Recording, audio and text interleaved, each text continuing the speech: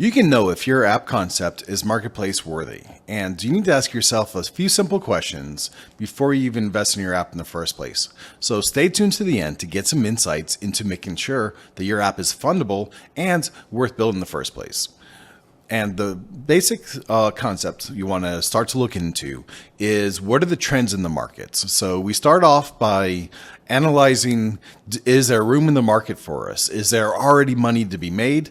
And we take a look at that to see how easy or hard it's going to be, look at our competitors, see what they're doing, and try to see if there's a chance for us to take some of the market share.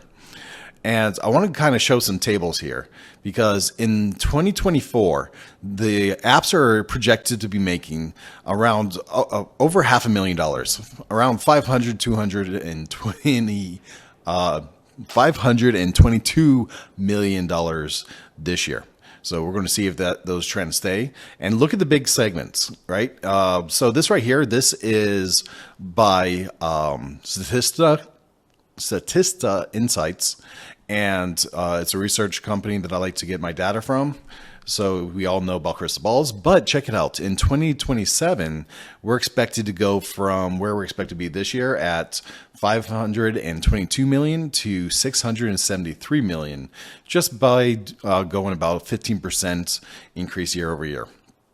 Big sections in order or games, social networking, entertainment, shopping, music, photo and video, editing, sharing, and so on, news and magazines, books, education, lifestyle, productivity, and so on. Let's take a quick look at some of the numbers for these sections because it's kind of hard to see in that list. But under games, we're looking at almost 200 million. For networking, around 153 million. Entertainment, not doing terribly at around 40 million. Shopping, 33 million. Music, photo, both together, 14 million each. News at the 12.5 million. Books and references kind of on the lower end. I was a little surprised on this, 9 million. And for education, right around 8 million. So 7.9. And then they just go on down from there. So lifestyle, 7.7 million. Productivity, health and fitness. Health and fitness is a big category at 5 million. Even though it doesn't sound like as a big number as many of these other ones, there's still room in there for you guys to get your hands in there and to, if you have a novel concept, then you can probably make in some money still in these. A lot of competition, a lot of established competition, but look to see where you can fit in your niche and how you can market it. The utility apps, like flashlights or calculators and so on, those are around 5 million, 4.8. So let's take a quick look at some of the top categories for 2024. The big ones being health, with a projected downloads of 800,000 and revenues at looking to be close to 700 million. The fitness, it's pretty stable here comparatively. What I want to point out about this table is that you're looking at revenue based off of the number of downloads and trying to see what's more profitable, or is it acceptably profitable based off the number of downloads we have to get our millions, right? So here on the left side, we have downloads in millions, and on the other side, we have revenue in millions.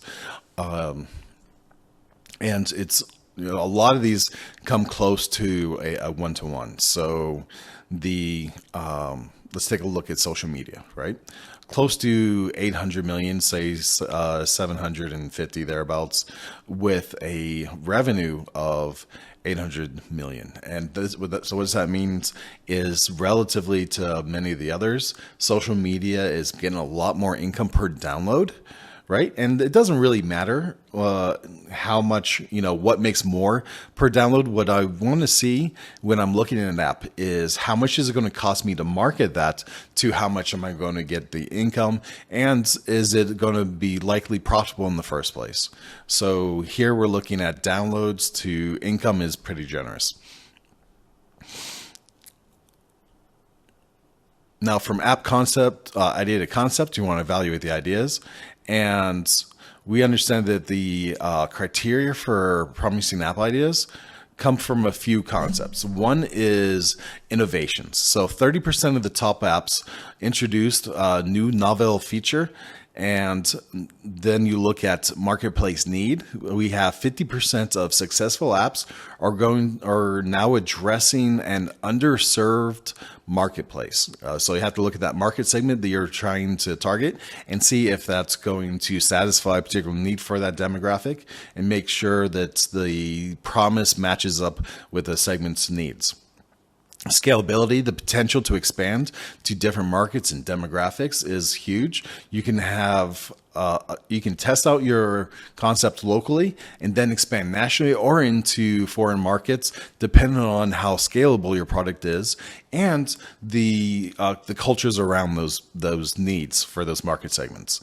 And some common pitfalls are ignoring user feedback, overestimating the market size, like we talked about, and not including virality or sharing features in your apps, which makes it harder and more expensive to get it out there and to get it into people's hands.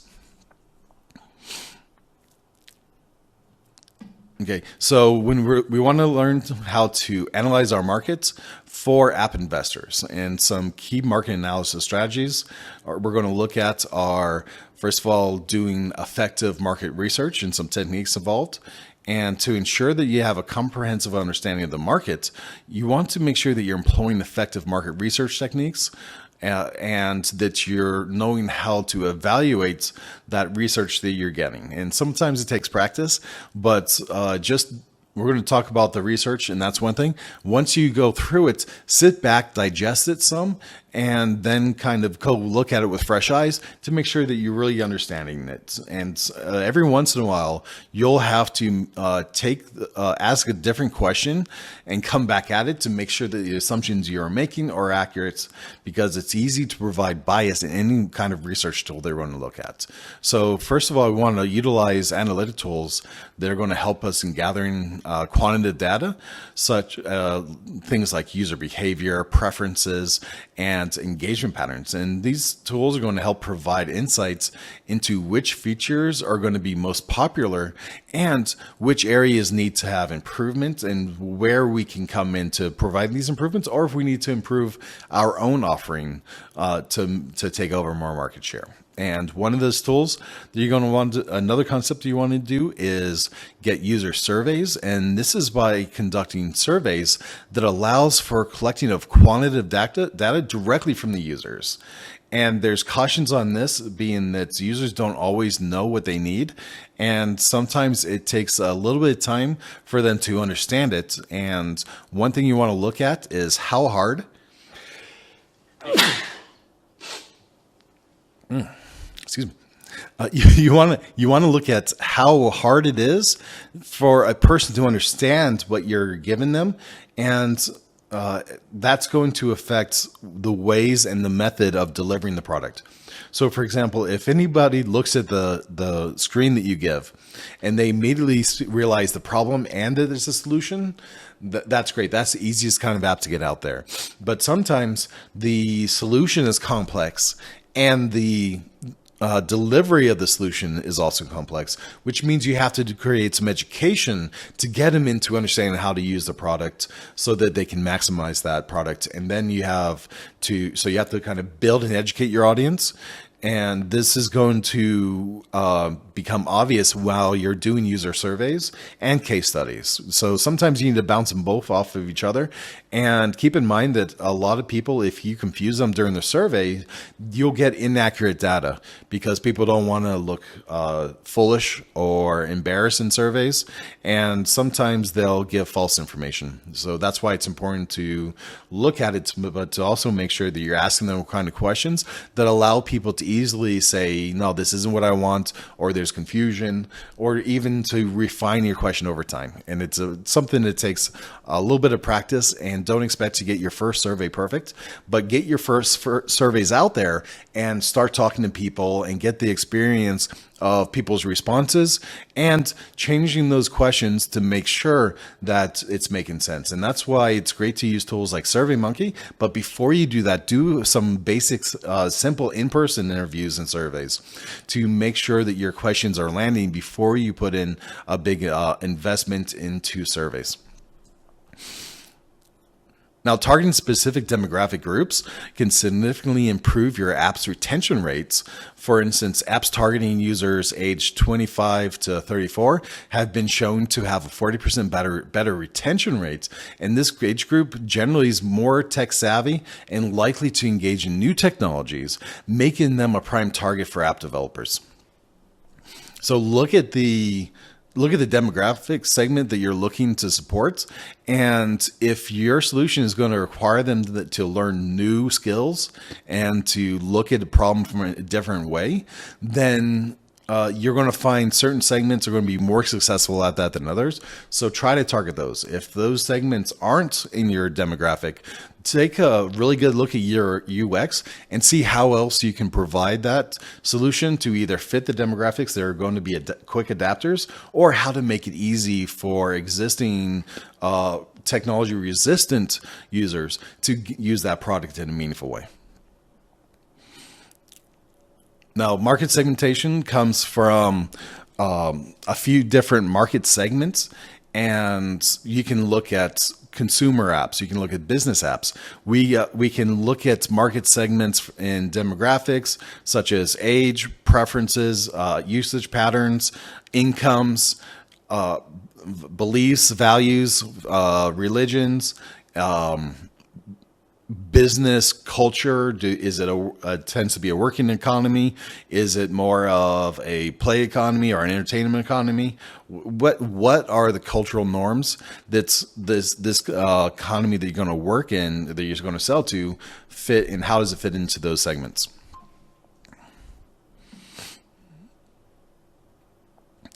So consumer apps these are the apps that are designed for general users and often focus on entertainment, social networking, health and lifestyle, or utilities that they directly use, such as flashlights or measuring tools or battery calculators, you name it. The growth rate for consumer apps is driven by the increasing number of smartphones, where people have more access to phones in their hands, and the demand for convenience and on-the-go solutions. Business apps are tailored for businesses, and these include productivity tools, communication platforms, financial management apps, and the potential for growth in this segment is high, especially with the increasing trend towards remote work and digital transformations in business. And the tools that you can have and solutions that you can provide on the phones now are rivaling certainly what we had on desktop computers very recently. And you want to identify gaps in the market that can lead to significant opportunities for app developers. For example, 35% of users have indicated a lack of features in current finance apps.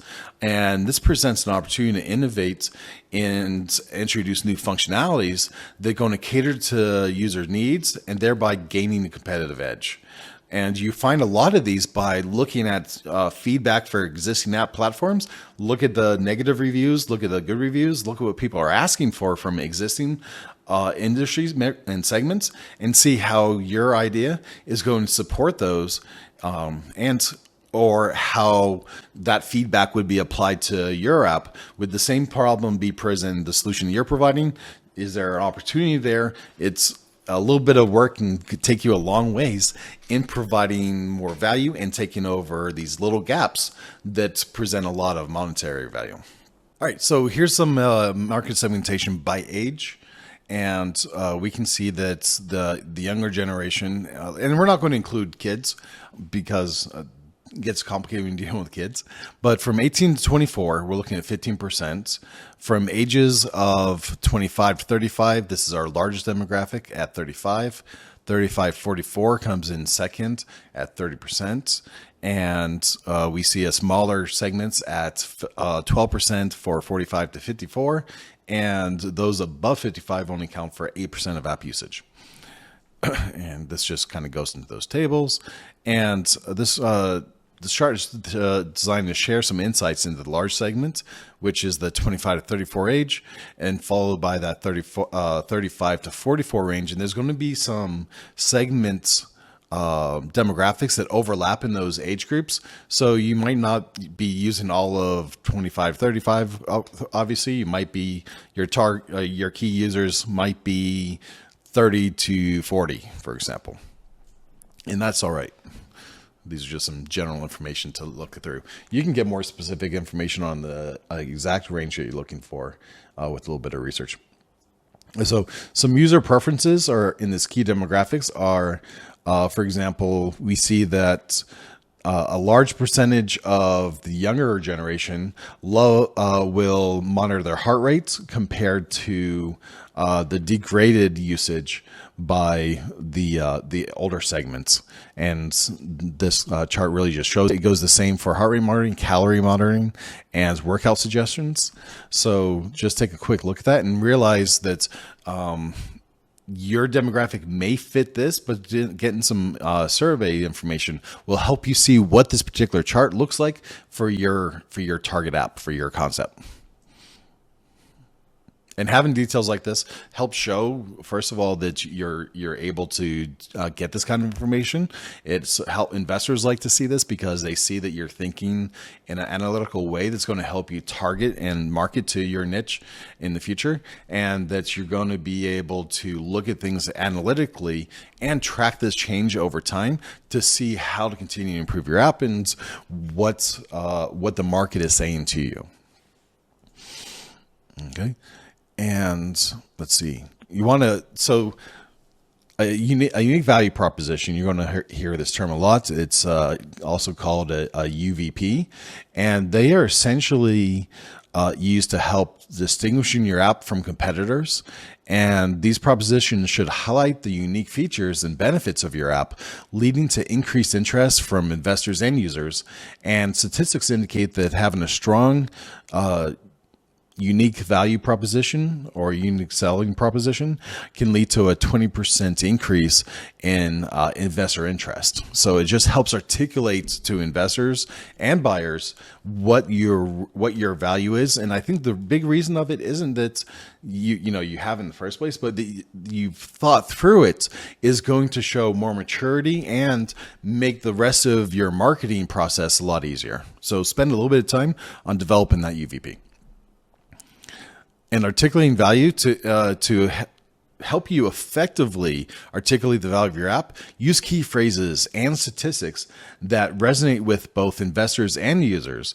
And phrases such as industry leading or innovative technology, user-friendly design, these can capture attention, but putting behind it some statistics and data helps provide the basis to measure success and to gauge user satisfaction, to measure market demands, to measure change, and to help measure potential return on investments. Will help strengthen your case for both selling your app to investors, right? To help bring in money, and to help identify those segments that they're going to be using your app. So there's some financial projections that you want to look at for funding.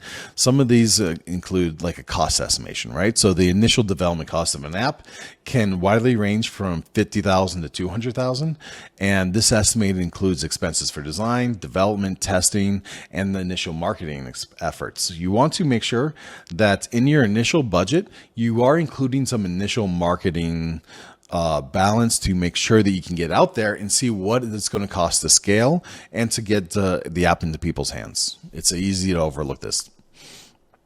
And funding strategies for apps include crowdfunding, where you can go online to various places to get crowdfunding to support your initial app launch or the development of your MVP. And we find these right now are the most successful ways to raise money, with sources success being around 5%. And while this means only a small portion of companies that are reaching out for funding through crowdfunding are getting it, it's more successful than, say, seed funding or venture capital funding, where for venture capital funding, they're looking for 50 times return on investment or 100 time return on investment. Seed funding also, so seed funding involves raising capital from angel investors or early stage venture capitalists. And this type of funding is typically used to cover the initial development costs and the early operations. Some things you're going to have to consider are you going to need a sales team for this product? Are you going to have a marketing team? Do you have to create content to help promote this product and get it out there? Is this product something that is going to rely on a social presence, right? How are you going to get the word out there for your product, and how are you going to get in front of people's eyes?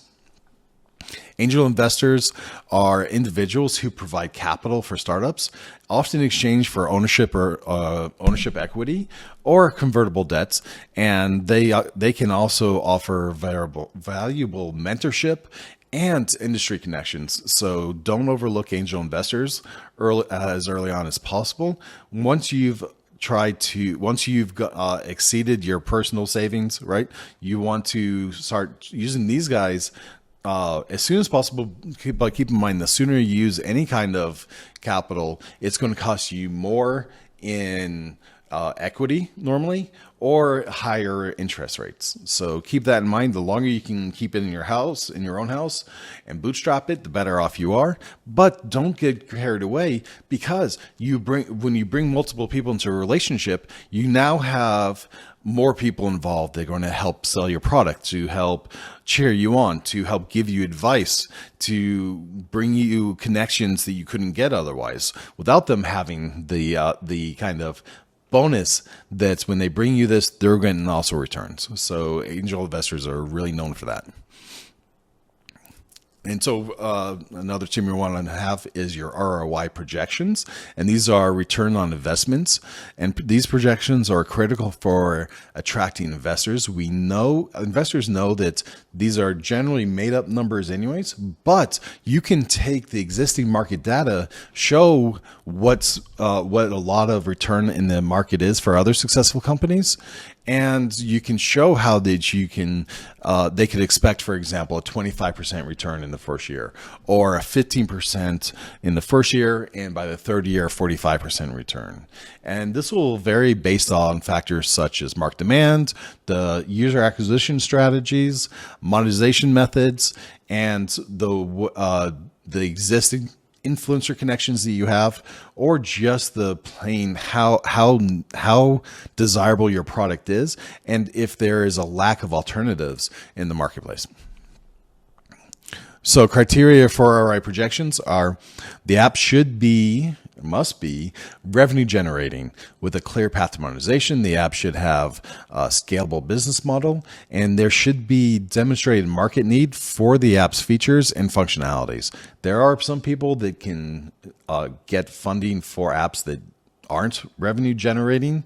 I don't know how they do it. That's not my wheelhouse, but there are charities where the value is not in returns on investment, but to returns on society or influence, or some kind of power play that helps bring value, such as recognition campaigns, or helping people heal each other, or supporting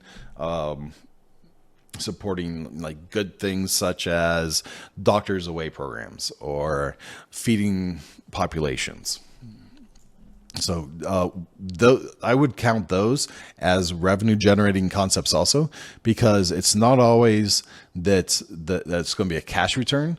There's a lot of investors out there that will invest based off of the values that they have, which are equal to money.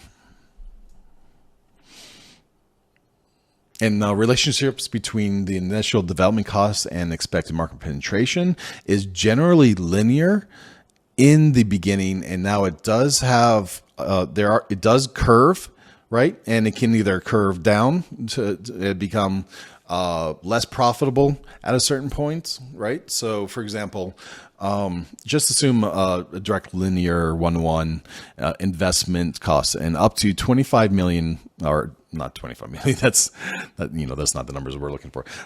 At 25,000, you can maybe expect to get 1% of the market share, and at 50,000, maybe 2% of the market share. All the way up to 500,000 investment in the product. And then after that, there's different factors that are involved. There's platform effects. There are marketing effects. There's the toning into your market share. Maybe you're exceeding the available segments, or maybe you're creating efficiencies that are going to make you more profitable. These tend to come at certain different points, and there's a lot of factors included in that, from segment to virality to just the general need and how people can replace your product, or if it's not replaceable. And some key points to consider is development costs increase as market penetration will also tend to increase. And this is going to be a generally positive correlation and linear up to a certain point, but you're going to start noting shifts as you get higher up in the cost of investment to returns. So this is why I like to do incremental developments, and I start with an MVP because I want to get a baseline. I want to then have targets that we're investing in the following stages of the development and see how that affects and how it's received, rather than throwing a big nest egg into a project and say investing $1 million into a project where it should have started off at either 50 or 100,000 and then been improved over time. That could be months or years. And don't worry about as much about how long does it take, but make sure that you're getting the product out there, that you're testing it as quickly as possible, and that you're making sure that your assumptions are correct, because sometimes you may have wild success, or you may not have the success that you're expecting, and you need to make changes early on to make sure that you're profitable. And this is going to vary by industry, right? But some general investments you can expect. Seed money, you're looking at 50,000, and the return on investment initially is, as a rule, 15%. By the third year, you're hoping to be targeting 45%, right? And this is from your own seed money, right? Bootstrapping, friends, family. Angel investors, you're looking at around $100,000 to $200,000. And this, they're looking for 20% to 60% return on investment, or larger equity, or relative interests, such as supporting causes or influence. That can vary. And then venture capitalists, you're looking at 200,000 to say million plus. And the returns on investments on this range from 25% to 75%. After this, you're looking to go in public and raising money from the general marketplace. And of course, you can still get VC in larger forms of capital and direct investments from registered investors. Okay. And just I want to not state exactly that these are the rates are going to be what's going to be in your market segment, but that you get a general idea of what to expect. So a lot of times I see just those numbers, right? And it's, might be higher or lower, but people self-funding up to 50,000, angel investors looking at 100 to 200, and then venture capitalists need 200 to some millions.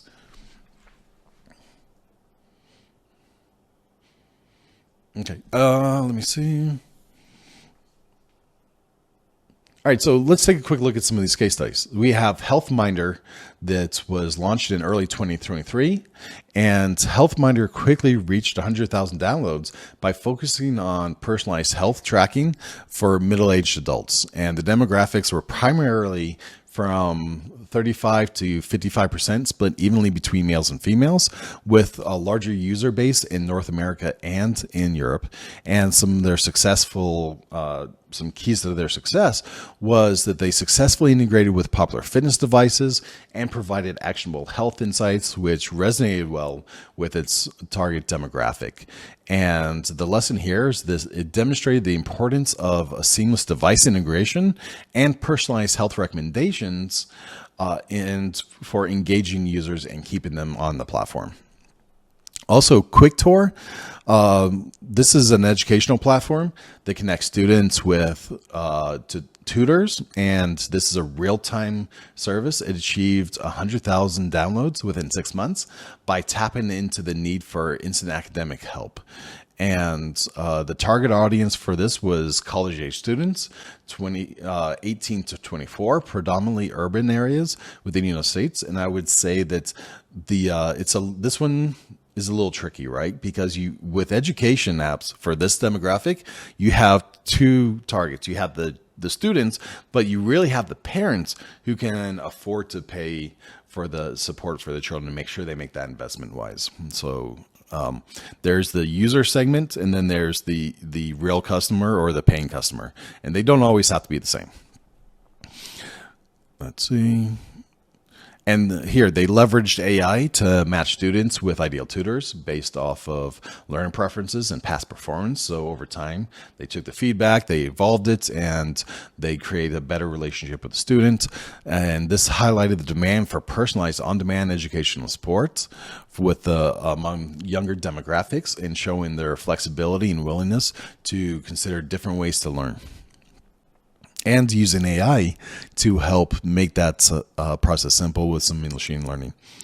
And so to take some investor insights for HealthMinder, we saw these comments. Investing in HealthMinder was driven by the app's potential to tap into the growing health conscious market, and its clear demographic focused on innovative features that were key attractions. So this was its value proposition, and this is what the investors took from it. So this is how notice on how this is worded, targeted towards investors, but it shows the value proposition to its users. And another testimonial from an investor for QuickTutor is the QuickTutor's appeal was an scalable model and immediate need that it addressed in the educational sector.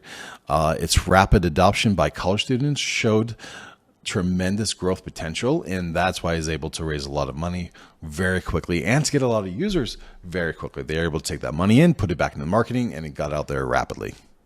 Keep in mind, this was 100,000 users in the first 6 months.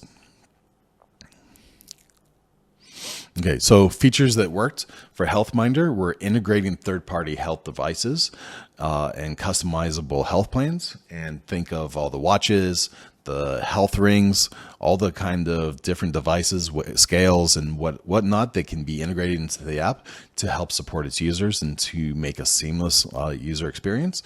QuickTour was one of its values was that it had real-time connectivity with AI-based matching and a user-friendly interface.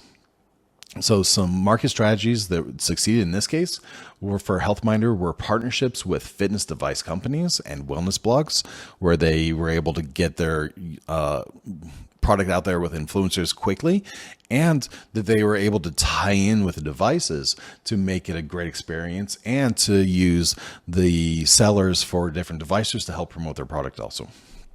For QuickTour, it was social media campaigns targeted at college communities and partnerships with universities that really helped them launch quickly. And just by having that niche target, they're able to quickly contact the key partners, and these key partners were able to help push their products. Okay, so just a quick recap. To make sure that the app is fundable, you want to make sure that you can answer these questions.